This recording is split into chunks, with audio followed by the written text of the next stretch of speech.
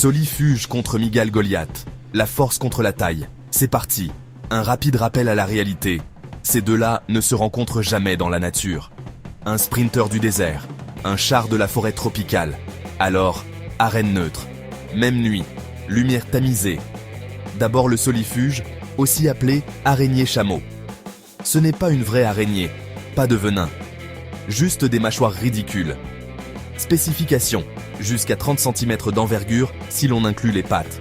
Mais le corps fait moins de 7,5 cm. Imaginez des mandibules surpuissantes sur un ressort. Vitesse, environ 16 km/h, c'est le niveau d'un guépard. Si vous réduisez l'échelle.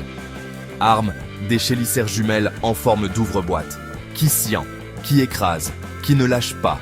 Stratégie, attaque éclair.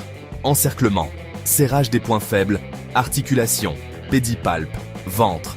Maintenant la Miguel Goliath. Le poids lourd. Spécification, jusqu'à 30 cm d'envergure. Pour de vrai.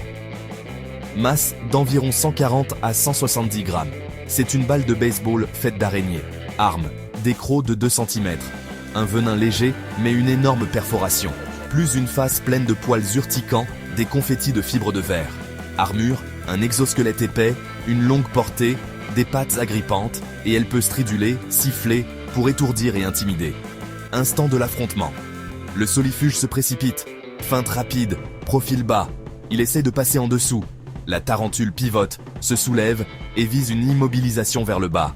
Si elle réussit une frappe de croc, le combat est pratiquement terminé. Gros trou, grosse perte de sang.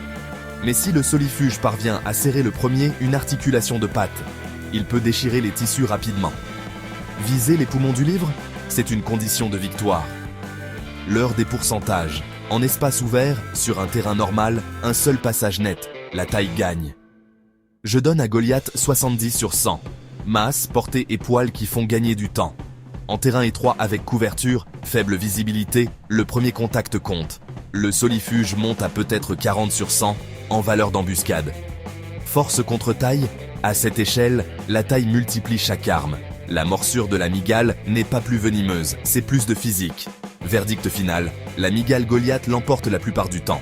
Le solifuge réussit quelques coups de théâtre grâce à sa vitesse et sa précision. À votre tour, équipe sprint ou équipe tank?